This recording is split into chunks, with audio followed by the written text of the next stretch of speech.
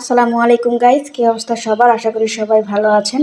আজকে আপনাদের সাথে শেয়ার করব আমাদের এলাকার বিখ্যাত একটা মুড়ি হয়েছে। মুড়ির নাম নাকি ভাবির মুড়ি।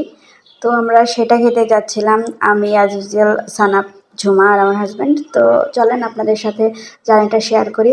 আসলে গ্রামের মধ্যে কিন্তু এভাবে কোনো কিছু ভাইরাল হয় না। আমরা একদমই গ্রামের একটা মুড়ি খেতে যাচ্ছি। এখানে এরকম না কোনো রেস্টুরেন্ট বা কোনো দোকান, তারা জাস্ট বাড়িতে মানে মুড়ি বানিয়ে সেল করছে, কিন্তু মুড়িটা কেমন সেটা নিয়েই আজকের ব্লগটা।